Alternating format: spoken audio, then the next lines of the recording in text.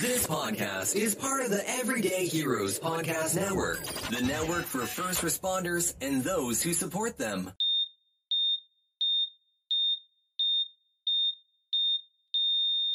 It's summertime. It's a beautiful summer day. It was a wonderful summer day. Welcome back to Scissors and Scrubs. I'm Nicole. I'm Laura. We're going to try to get back in the groove because we haven't recorded in, 400 years. It's a long time. And I literally sat down the other day. I'm like, I don't think I've written an episode in 2 months. Yeah. So we're going to try to get back into the groove. We always kind of lose our way over the summer because we just don't care about anything. We were at the beach all day, so we're both sun-wiped and exhausted on this gorgeous day.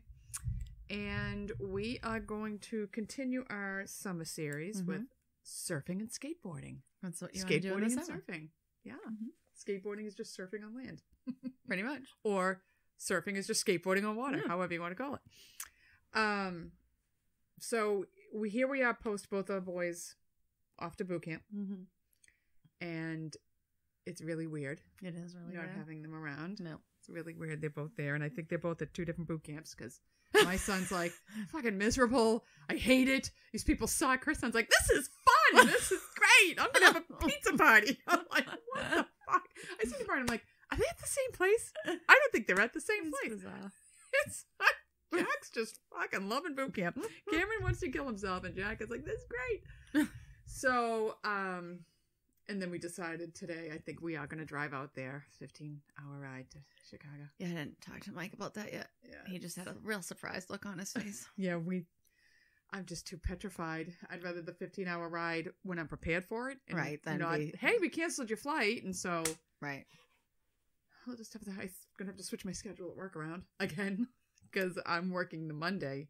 I ain't working Monday after driving 15 hours, so I'm going to have to look at mine. put that at the end of the week. Audrey, if you're listening, I'm coming back at you to switch that schedule. Just gonna keep switching stuff. Oh, you know what? Oh no, never mind. We have different weeks. Okay. My Monday's a Labor Day, so I wouldn't be working. Yes, you'll be all set. Yeah. So we've started doing TikToks. We've been doing them a little while now. Yeah. And we are like TikTok famous. No, I'm kidding. We're not really TikTok famous. For us, we're TikTok famous. Yeah. We flex a little bit. We got like 10,000 followers. I mean, it's pretty good since like in May we had like 5. yeah, like literally like 20 or something. And the funniest thing about these, we do stuff, Boston nurses say, and the funniest part of the whole thing is people like, you don't really talk like that. That's not how Boston people talk. Yeah. And that cracks me up because I'm like, what part of Boston did you come out of? Well, you think it's exaggerated a little bit. I'm like, come talk to me any day of the week. When you were doing the playas and the arch bars, I knew that was how you talk. Yeah. And I'm thinking people are going to think she's faking. Yeah. And that's really how she would say it. Playas, why? I got that's the how you arch can bar actually... was like the biggest thing. You made fun of me in a trial one night. They were like, arch bar. I was like, yeah, I got the arch bar right here. You can I got the arch bar. I'm like, all right, I can't. I'm laughing in the video because that's what I'm thinking. Yeah. I'm like, she really talks like that. And everybody's going to say she's exaggerating the accent. So I think one of these TikToks is going to be like, if you don't believe it, come listen to it. Because I hear it every day. And that is really how she talks. It is really. I have a little more of a sophisticated accent. Oh, whatever. Because I left for a little bit. But plus I'm older. This is where I am. And I also think it's like fading out, so I do think people don't hear it as much. Oh, absolutely. We're having so many people move in that we're not. But even like our kids don't have it, so like there's a lot of people who live here who don't have it. But who was with, and they made fun of it. Oh, my girlfriend's kids grew up in Everett. Yeah, and I said, yeah, we're getting in the car. She's like, the car. I was like, are you kidding me? You grew up in Everett, right? Like you should have this accent. Yes. What happened? I don't know. I don't know where it went, but. I still have it, so I'm keeping you still with it, have it. And I'm going to bring it back. I'm going to go back to how I was 30 years ago when I was in Revere. Yeah. All right. So skateboarding, surfing, skateboarding. Yes. Take it away. Okay. I'm doing skateboarding.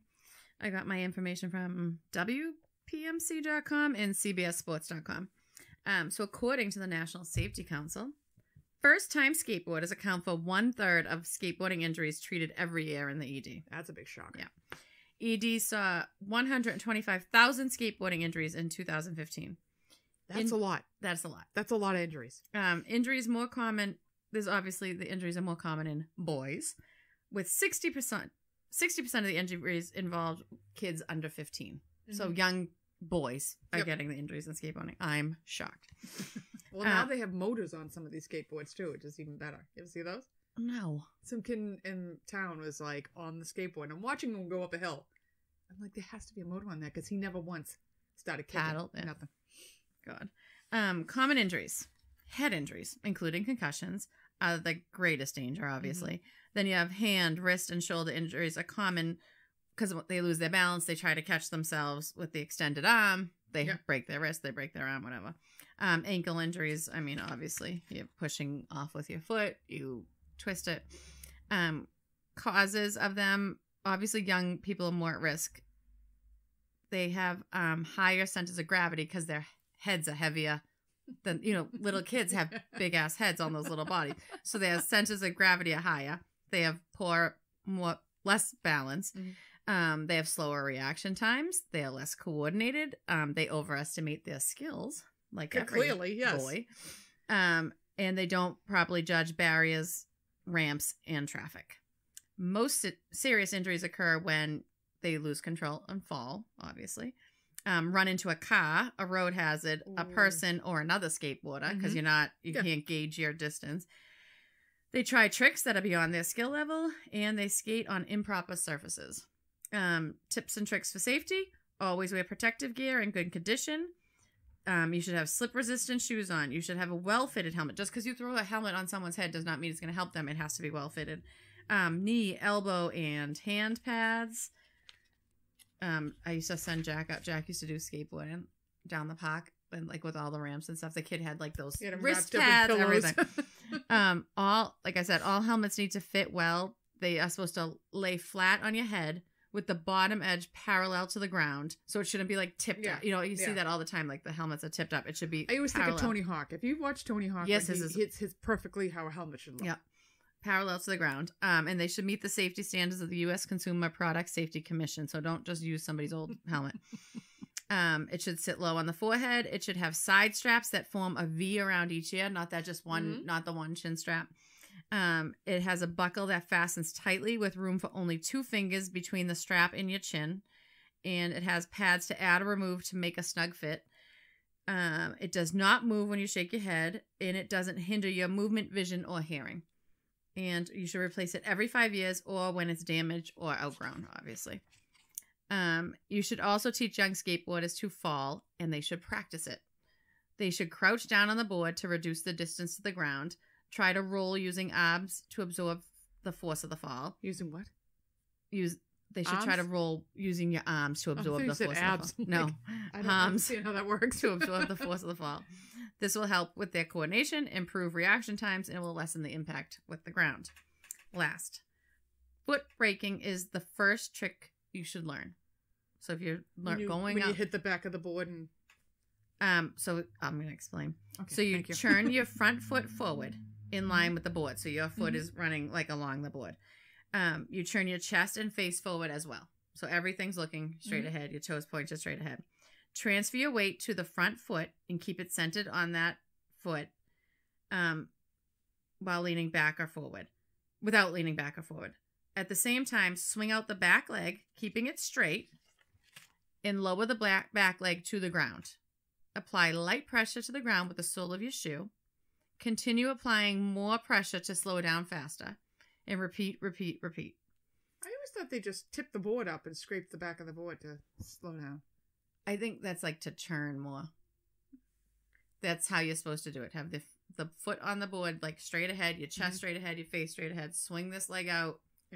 And then slightly, gradually apply more pressure. And then I'm going to read you the Jenkum Guide to Skate Injuries because I can't wait. Jenkum. I thought it was fucking hysterical. I'm reading you this article because I couldn't stop laughing. It's literally called The Jenkum Guide to Skate Injuries. It's from an article on March 30th, 2017, written by Pat Maloney and Walker Miller in Jenkum Magazine. Oh, that's why I'm like, who's Jenkum? Somebody's going to be Jenkum. I don't know. Jenkum Magazine. All right. So these are just different types of injuries, and they tell you what it is, the severity factor, how to deal with it, what to avoid in the rehab. All right. So the first injury is a shinner. The classic shin biter, most commonly seen while learning tray flips. The board goes and hits you right in the middle of the shin, bringing instant tears and 2 hands to the area. The next move, just envision it. I know, immediately. The next move is you usually sit down and contemplate going home. Severity factor is a 2 out of 10, just because it's the worst. Apply some ice or walk it off, but if it starts bruising and swelling, maybe it's time to pack it in for the day. I think the shinner could also go for bike pedals. Oh, yeah. The slides. Just any from the shinner. 80s, yeah. Or you could start being useful while injured and film your friends. How to deal with it. Take a seat, or if your friends are laughing at you, maybe try your trick again to either shut them up or make them laugh harder. What to avoid, the friends who are laughing at you. Rehab, giving a stone cold stunner to the friends who laughed at you. Another injury, a knocked out tooth. This happens frequently. Oh, yeah.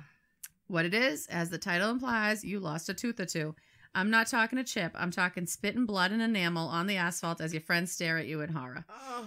Severity factor 3 out of 10. You'll live, but damn, it's going to hurt.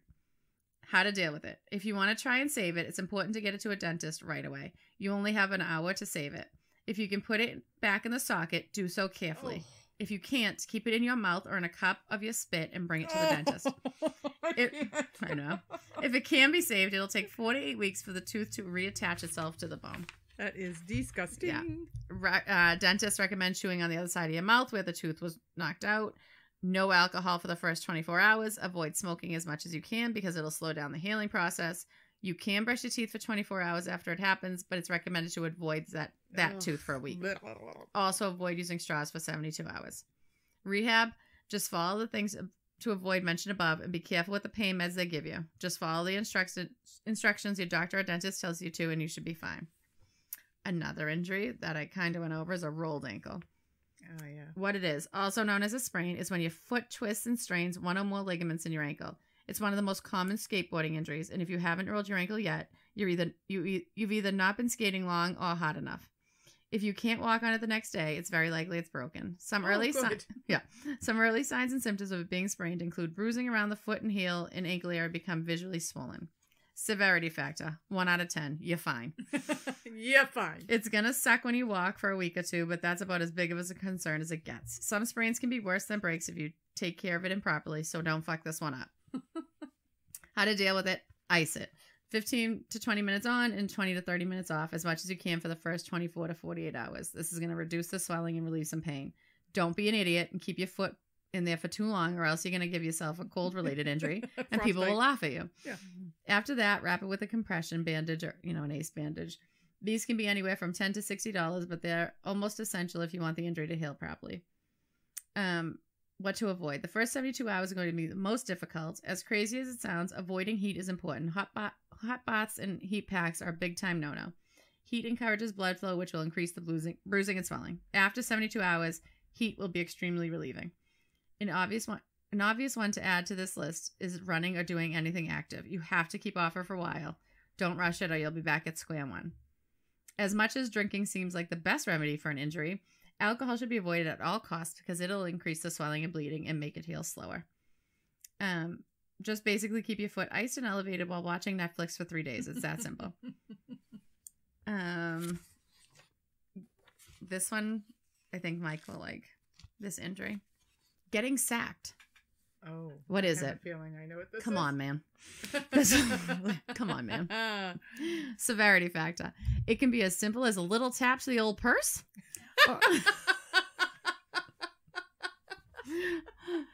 Or as bad as losing a nut or two. Ooh, good. Let's just say on the Little severity tap to factor. the old purse. Yeah, let's just say on the severity factor, it's a 10 out of 10 just to be safe. Check yourself instantly after it happens. If there's no blood or bruising. So how is this happening? The boards They going hit in your balls? No, they hit the rails. Oh, yeah. Mm-hmm. Check yourself immediately. If there's no blood or bruising, you're not throwing up, or you're not in excruciating pain, you might be fine.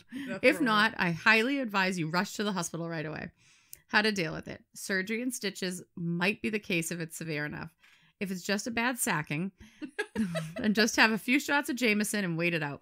Ouch. If you see a sac swelling up, you can ice it, but it's definitely not going to be an enjoyable experience. What to avoid. I had a friend who got kicked in the nuts by someone wearing a steel-toe boot, which ruptured one of his balls, and he said, I forgot. And he said getting boners hurt. I couldn't find anything on Google about it, but I believe him. So avoid getting a boner, please. Oh, my God. Rehab. How would you get a boner when you just got kicked in the nuts? Well, I think like a couple weeks, like for a little while. Jesus. Rehab. Applying ice if it's swelling. Take over-the-counter meds for pain and swelling, or under the counter. I don't care. Or just follow the doctor's orders.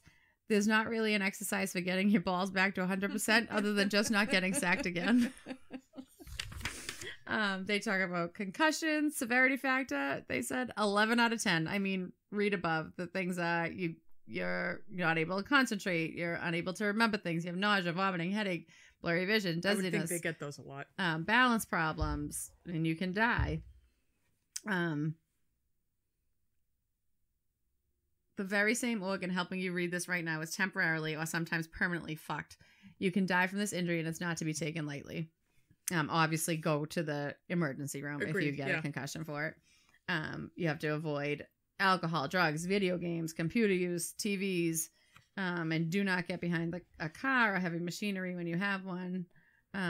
Your brain needs sleep to recover, so the myth of not going to, when they say keep them up, don't let them sleep, that's a myth. Let them sleep. This is the last one I'll do. It's a swellbow. The names are the best. What is it? The tap to the purse. The classic swellbow, otherwise known as, I can never say this. Swollen elbow? Olecranon? Yeah.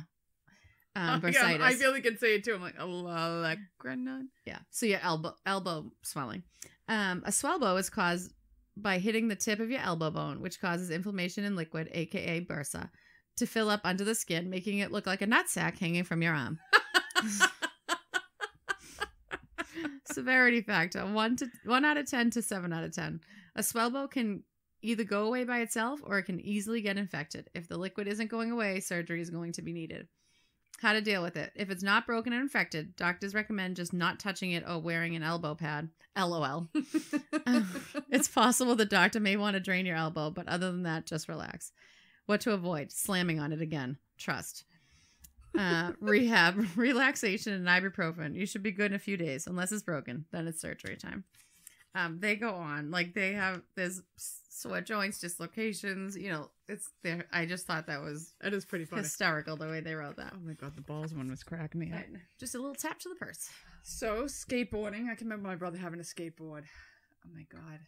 Like 1980, 1981. Oh.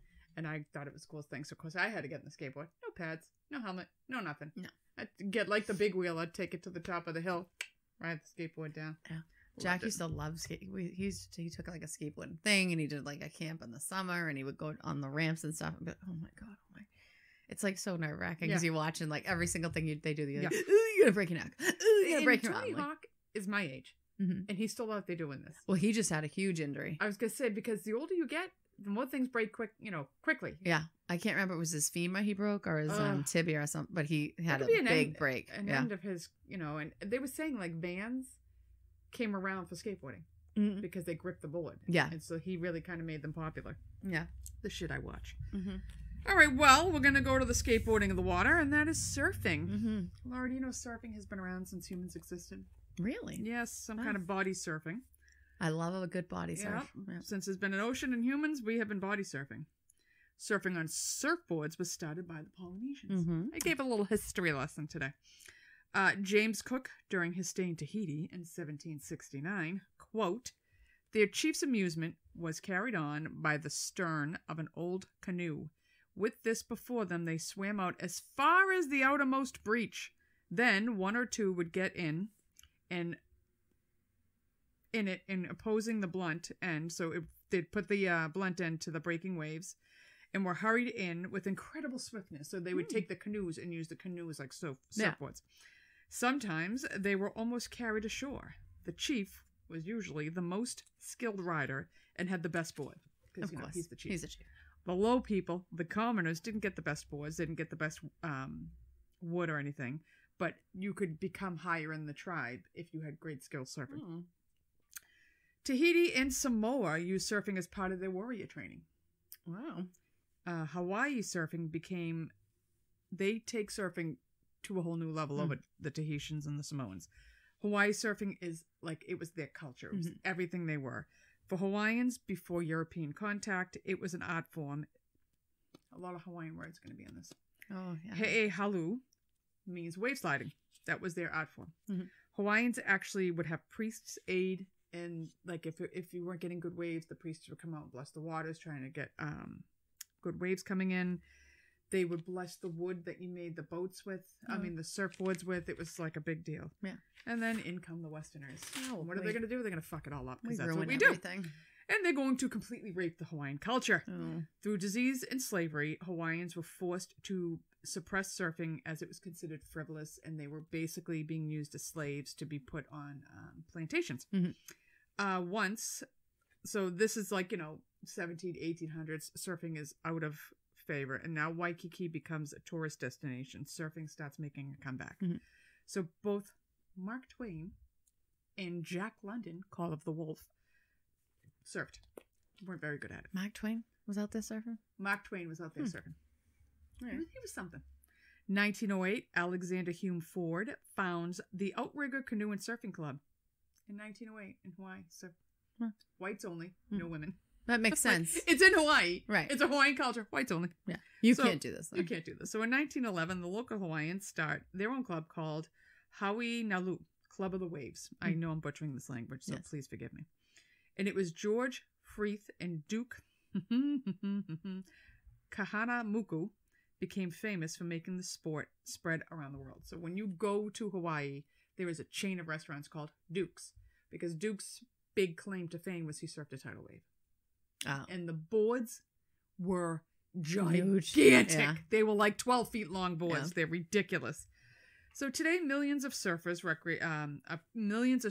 recreationally, but surfing still has its dangers, according to Wavelength Surf Magazine. And this is what I love. You get these magazines, right? You do this research, and all just like anything else on the internet, it depends on who it comes from.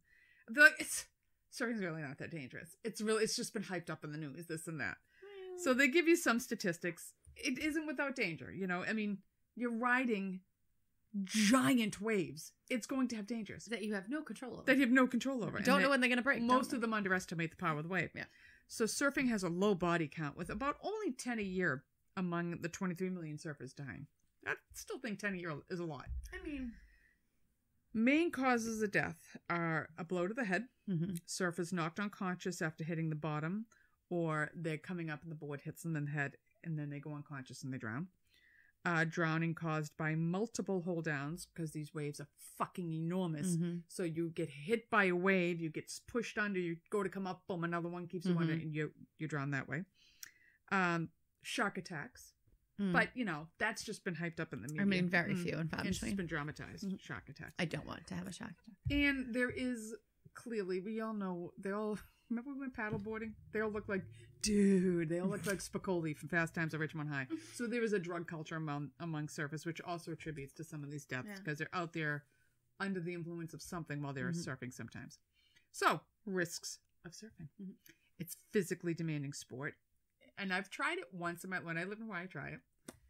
You gotta paddle and paddle and paddle, and you're paddling over these huge waves, trying to get out past where they're gonna start breaking, and then you sit. And that's what got me. The sitting with my legs, I'm like, I'm gonna get eaten by a shark. Yeah. And I was like, you know what? I'm good. I don't want to do this anymore. But like when you body surf or anything, when you catch the wave, you can see where the high comes from. You can totally see it. So it's physically demanding sport, paddling out, trying to hop on the board, ride it in, and then do the whole thing over again. The environment itself can be very dangerous and unpredictable. Risks include marine life, i.e. sharks, seals, sea snakes, which are the deadliest snakes in the world. Ew! Urchins. You ever see a sea snake? They swim like standing perpendicular. And if they bite you, you're fucked.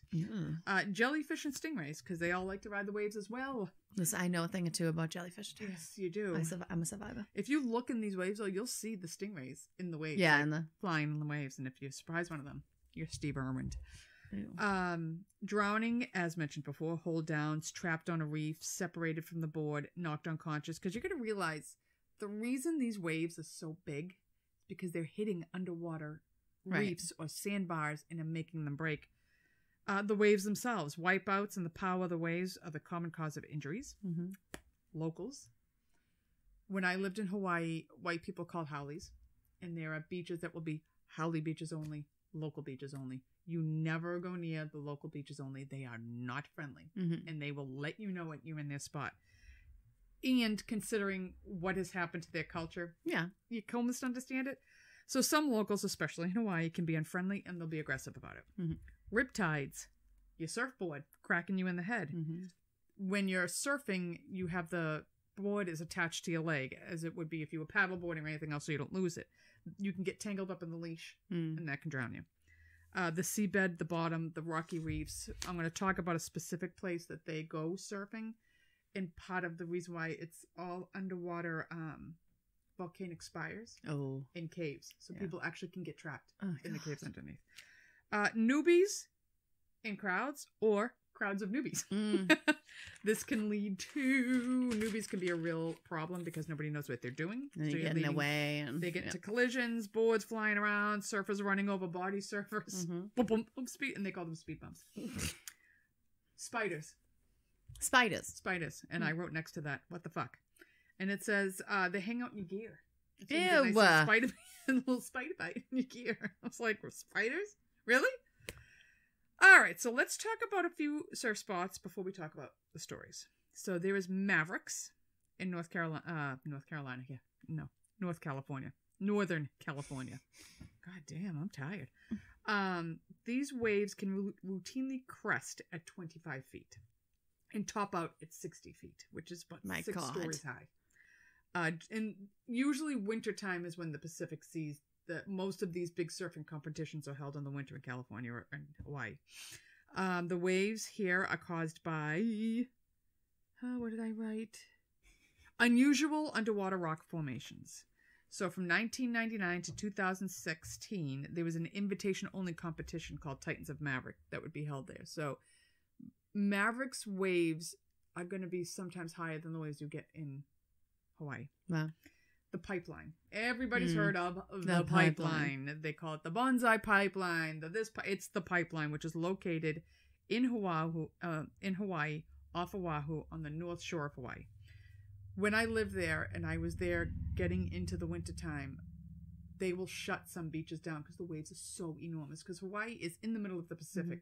The first land that these waves hit is Hawaii. So you're getting mammoth waves that come in there. They don't sound high when you give the footage, but when you're standing on the beach and you look up and it's 3 stories high of water, it's fucking ridiculous. So it's known for huge waves that break in shallow water just above a sharp cavernous reef, causing the waves to tube a barrel, which everybody knows what that looks like. When the waves curled over the surfer and he's going through the barrel, and usually there's a shark in there that wants to eat you, but that's just overrated. Many have died here or been seriously hurt. And here the waves range from 9 feet to 20 feet. I think that's actually underestimating how high these waves can be. They have the Pipe Masters there. The Volcom Pipe Pro is there. And a couple of other competitions held always there. So when you're in Hawaii, you will see 3-year-olds surfing. Yeah. Like, everybody surfs in Hawaii. They have a surf report, what it looks like. The doctors used to shut down early. It's a good surf day. We're gonna wrap it up at 1. I want to get some waves in. Blah blah blah. Like, this is clearly not Boston. So obviously, there's going to be a lot of injuries out this way. Though I think this guy is actually at Mavericks. I'm tapping the microphone, so if it's making weird noises, just sorry, suck it up. All right, so stories. We're going to start in September 2014 with Kirk Sterling. He is a 31-year-old businessman and former big wave champion. Oh. He is paddling with some friends in Waimea in Oahu, which is it's one of the beaches up there. It's Waimea Bay. He was with some of the world's top surfers, one of them being Pat. He's got a Greek name. Gudauskas. That's what we'll go with. Pat Gudauskas. So Kirk and Pat take off after one of the biggest wave sets of the day. Big waves. Big waves. Kirk's out a little farther than Pat, and the waves that day were 35 feet. So that's what I mean. When they say 20, that doesn't sound right. These are 3-story high waves. Right. These are pretty big fucking waves. According to Jamie Sterling, who he's watching this whole thing play out in front of him, Kirk made the drop. So I'm assuming the drop is you were starting to come down the crest of the wave. And it looked like he had too much forward momentum at the bottom, and he went over the handlebars. So he's on his surfboard, he's coming down, but he's going faster than the wave, and he flips off the board over the handlebars. And the guy, this is his quote. I mean, we're just making assumptions at this point. When he surfaced, it looked like he had broken his eardrum or maybe his neck because his feet popped up and he was facing down. He may have had vertigo or lost his equilibrium, but I don't think his head broke the surface. And at that point, the next wave passed over him and broke his board. So he wasn't attached to his board anymore, and he wasn't wearing a vest or a flotation or anything. It's pretty hard to recover someone, even with a vest. Yeah. Lifeguards on the beach. So the other thing, when you're in Hawaii and you're at Mavericks, their lifeguards are like lifeguards on crack. They take it. You don't see them like hanging at the beach, staring, talking. They take it fucking serious because people drown in Hawaii constantly. Having worked there, we got I was there 4 months, 5 people drowned just in Kauai on honeymoon. And it's like ankle deep water. They drown all the time. So these lifeguards are no joke. And when they're holding a competition or they know a lot of people are surfing, they're on jet skis and they just hang out in the jet skis waiting. So they immediately take off to where Kirk was last seen. All the surfers in the area go to this place and they're all researching, but they can't. He is never recovered. Body's never found. Poor guy. I hope he just broke his neck real quick. Yeah, he drowns. He drowns though. I mean, he could have been broken his leg. Imagine breaking your neck and you're conscious. Yeah, that's true. And now you can't move. Well, I was hoping because he hit his head, he broke it. You know. Right. So I hope he didn't know. So, yeah, you can only hope. But so you sit on the beach and you watch all this stuff, and it's terrifying. And then when I think of like I swam in those waters and how many things can hurt you in those waters, and I talk about taking the kids, I'm like I'm terrified. To take them to Hawaii. The waters are so dangerous. Right. All right, so March of 2011, 35-year-old Sion Malosky. He starts out as a blue-collar worker. He was building fences, and he becomes from a fence builder to one of the world's best surfers. So weird. Because he doesn't start surfing till like late 20s, late 20s. He's a father, too, and an avid surfer. He starts surfing later in life, and in 2009, he's on the cover of 3 different surf magazines, and he won $25,000 for surfing magazine's North Shore Ground Award, like for being this underground award, being this like up and coming guy, 25,000. In an interview after the award, he states, "I'm planning on going even harder now. I want to catch the biggest wave ever." ... Yeah. On March 17th, 2011, Sion is surfing Mavericks, which is the one in California. And just before sundown, I should have looked this up because they were talking different ways people approach these waves, and some people charge their charges. I don't know what that means, but that's what he's doing. He's charging the wave. And it's a 40 to 60 foot wave. So that's 6 feet high. 6 stories. 6 stories. Yeah. That's 6 stories high. It's a huge fucking wave. That's huge. That's a building. You're surfing a fucking building. He was held under for 2 waves. 30 minutes later, they find his body down. There's Mavericks. There's this bay that it goes into. So 30 minutes later, they find him down. A veteran surfer believes that he wiped out and the board came away and he had no leash. And then he just kept getting held down. Yeah. He was surfing the day Andy Irons was killed, surfing at Mavericks. So Sion was originally from Hawaii. In a couple of months, they lose 2 of the best surfers in Hawaii at Mavericks. So my last guy, he's something. And he really was, his ego is how I think what happened to him. October 27th, 2015, Alec Cook, also known as the godfather of big wave surfing, born in Boston. Nice. Yeah, kid. Raised in Hawaii. He is believed to be part of the Cook family, which is one of the 5 families. I thought the godfather. One of the 5 families, Bazzini, Italia, Cook. So Cook is one of the 5 families that own sugar plantations in Hawaii. Yeah. He's in his 20s. He competes in body surfing, but he's like, I like the big wave sports. He likes it big. So in the 80s, he's part of the big wave revival. He is, I wrote he is described. Is described the right word? I'm that tired. I'm like, prescribed? Did I say that? No, it is. He's described. He's it's described the right word. as. Yeah. Too much sun. He was described as the Evel Knievel of surfing. Ooh. half our readers our listeners don't even know who the fuck Evel Knievel is. Do you know? You know no, who he is, right? come on. Yes, of course. Oh, I loved it. He wasn't too bad. I'm not gonna lie. Him I as don't. well. I mean, I never saw him do anything. No, his little white boots. My brothers had the Evel Knievel thing. Yeah. Anyway, I'm he was too young for that, but I do know who he is. Evel Knievel was this hot rod and motorcycle guy back in the 70s. So he was described as the Evel Knievel of surfing. He is quoted as saying, "I don't want to be a member of the Big Wave Club. I want to be a chairman of the board." Oh. Mm-hmm. Tells you what he's all about. Kid's definitely from Boston. Yeah.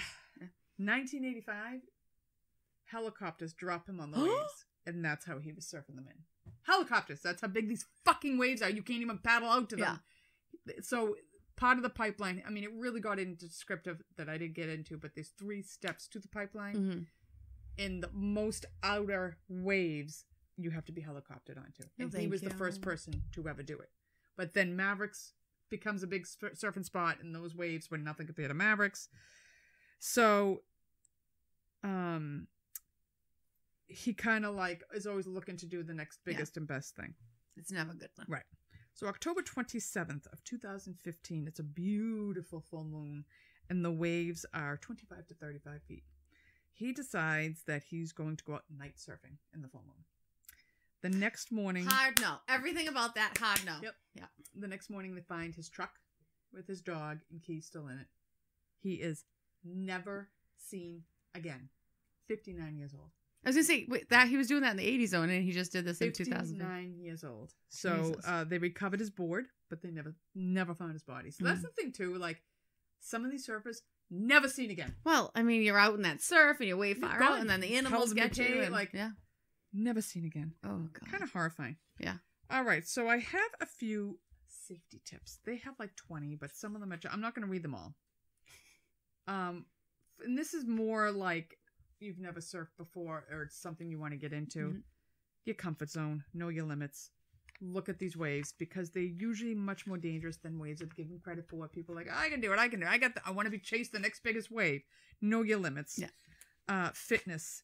It is a very physically demanding sport. If you are not prepared, like, you know, my husband got back into diving and he's like, you forget how taxing it can be just putting your wetsuit on in the heat. Right. You have to be fit for these things. You don't want to be out there having a heart attack. Mm-hmm. Swimming.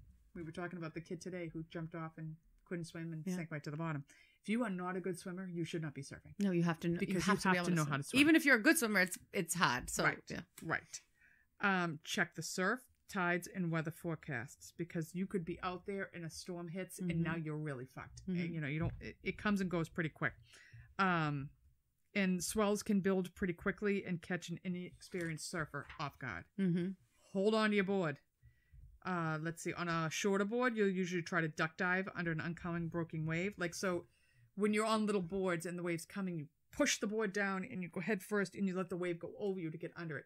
On a longer board, you might have to go up over the wave or roll onto your back and you put the board on your face and let the water go over you. None of this. I don't want to do any of this. So you've just got to be careful. You can never hold the board in front of you because it'll smack you in the face. You can't hold it straight up and down. You have to, there's a reason they do a lot of the weird things they do. Just like skating, wiping out the right way. Yeah. You will learn the best way to do so. You have to know how to fall off your board the best way so you don't get cracked in the head by your board when it's chasing you out. Patrolled beaches. If you're surfing near a patrolled swim area and you don't want to get yelled at over the loudspeaker by the lifeguards, you need to assure you are not drifting off to the off. They don't want you in areas where people are swimming. Right, because you're going to crack them over their heads with the board. Yeah. You know, the priority rule, one of the most golden rules at every given surf spot is that the surfer closest to the breaking wave, also known as the inside, has first priority to take the wave. If you see someone on the inside of you who's already on the wave, then you have to, you're off the wave. Yeah. Surf etiquette, respect surfing for others because they will really fuck with you. Respect the locals. Locals are notoriously very protective of their surf break and, more importantly, their right to surf there. If you go in gung-ho and try to catch every wave, get in their way, or drop in on waves that are already taken, you will be on a surefire path to making some people really angry. Wait your turn, be respectful, and most times the locals will show you respect back. Avoid really crowded surf breaks, and get a rule of the surfing and etiquette before you decide to go out of there. Do not surf drunk. Do not surf high. Do not surf any of that because you need to know what Do you're not doing. swim drunk. Do not swim high. Do not you shouldn't be doing skateboard anything drunk or high. Right. Exactly. You shouldn't be doing anything drunk or high. other than sitting. Riptides. Know what to do if Yes. you are caught in a riptide. Getting in and out of the water safely. We first beginning surfers, we wouldn't recommend you surf at the break where it is difficult to get out of the water. Some breaks require entry to the water via rocky points where surfers jump from the. This is beyond stupid. Why would you do this? Because to get the wave, man. They jump from the rocks into the surf lineup by timing their jumps between sets.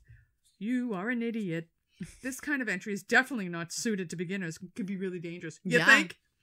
Underwater landscape hazards, like I said. In the pipeline, you have reefs, you have spires. So if you crash in that wave, you could get seriously, seriously injured. Sunblock and hydration. Surf with others. Do not go surfing at midnight by yourself because it's a full moon and you think you're a badass and you're going to be all alone. Yeah. Warm up and check out the conditions. Wear a surfboard leash, but it can also kill you. And ocean animals. Sharks. Do not surf at dusk or dawn because that's when they like to hang alone. Hang out. Don't surf alone. Avoid swimming at... I was watching something on shark attacks. They always are hanging out in the estuaries, like where the rivers and the oceans meet. Yes, That's what it's saying yes. here. Avoid surfing at river mouths, particularly flowing in rain, as the runoff into the ocean can attract particular types of sharks. Because it was yours, I think. The girl was... She had a wicked bad jellyfish sting, and she was... Yes, at the estuary. Yep. Yeah. Stingers and jellyfish, which I already talked about. So, I got my stuff from Wikipedia, Men's Journal, surfing. It's funny because every magazine, this surfing magazine, Surfer magazine, and gelfoamy.com is where I got my Gel info. foamy. Gel foamy. Pass the gel foam, please. Munchies. So, you'll never catch me on a surfboard. And I'm way too old for a skateboard. So we went away like a few years ago. Me and my friends from high school went up to a house in Rye, New Hampshire, and the house had surfboards. Of course, I'm like, well, let's just try it. Let's just try it. It was so fucking hard. Yes. It was It's so much harder than you hard think it is. to like get up onto the goddamn board, Catch a wave. then stand on the goddamn board. Like it was so fucking hard. I think I got up like twice. It was a brutal workout. I'll body surf Oh, I love it. all day long because I can control it. And even then, after a day of pulling yourself up in the Yeah, board you're and exhausted. you're exhausted. Yeah. But you're paddling out past in the paddle out alone. Like I said, you're pushing the board down or you're rolling on your back, trying to keep the board from cracking you in the face, trying to get over these behemoth waves. And then you're sitting out there and wait, and then you catch one and you wipe out and you're fighting for... It's exhausting. It's dangerous. I know why they do it. It's like gambling. I get why they do it. Just not for me. Yeah. Just not for me. Especially death by water. Not something No, I'm I'm so looking for. scared now. I don't... The thought of drowning, and, you know, a couple of them talk about near-death experiences where they were held down and they were like, it was just so peaceful and quiet. It wouldn't have been because I'd have been screaming my fucking head off. I'm drowning! Oh my God! Like, drowning terrifies me. Yeah, no, it's Terrifies and me. you know that feeling of a wave, like you get up and another wave comes in, another wave. You know that feeling, like it's in like then those aren't even 30 foot. Like I can't even fathom the 30-foot waves I coming tell at the you. story Like that. all the time of I went to Hawaii with my girlfriends and I spent a week. Be careful of the waves. Be careful of the waves. Yeah. Never put your back to the wave. Yeah. We're at the break of the water. Well, I mean, I'm literally in maybe knee-deep water. And I have my back to the waves because I'm an idiot. And I see both of their faces like, holy shit. And they take off up the beach. I turn around. There had to be a 2-story wave. Like, it was fucking huge. Yeah. And, you know, like, you look from the ground up and you're like, holy shit. I'm like... And I have a bikini on. I'm like, all right. And they tell you dive in the wave. So I dive in the wave. This wave picks me up, slams me down. I catch my breath, picks me up, slams me down. I'm clawing for life. And at the time, my hair was at the middle of my back. It must have taken me 15. And I told you the lifeguards, right? Nobody's fucking helping me. It's like 20 minutes in this wave. I'm like, it's like a washing machine. I'm clawing my way up the beach. I stand up. My hair is wrapped around my face. I went from a C cup to a triple F with all the sand. I was covered in sand. I'm literally scooping it out of my bikini, trying to get up. And I'm clawing my way up to the blanket. I no sooner get to the blanket and the lifeguard puts out a warning. nobody allowed in the water, it would be like letting your kids play on the highway. Something you could have said maybe 15 minutes ago would have been helpful. Would have been nice. And I look at my girlfriends, I'm like, could you help me? Could you give me a warning? They're like, you seemed like you were doing all right. I'm like, I was drowning, you assholes. I was drowning out there. You wouldn't have been too fun if I was dead. Yeah. Yeah, that was quite a day. That was fun. And you know you're at a bad beach when the beaches in Hawaii, it's flat and it's like a 90-degree angle down to the water. Yeah. That's how you know the water's bad because the waves are just pounding it. Pounding it. So that's one of the summer series today. Yeah. Be careful when you're doing anything. No drinking while you're doing it. Wear helmets for everything except apparently you don't wear helmets surfing. No, I mean, maybe they should. I know, but they're not going to look as cool. You're not No, going to see the blonde tips. With the hair. Yeah, you can't have the blonde tips if you've got a helmet on. And you know what? We miss you guys, so write to us. Yeah. Touch base. We haven't heard from anybody in a while. And Well, we haven't put out an episode. Right, we haven't really been ourselves recently. So we'd like to get reconnected. So even if you just want to drop a note like hi from wherever you are, we'd love to hear from you. Yeah. And we'll see you in 2 weeks. Bye. Bye.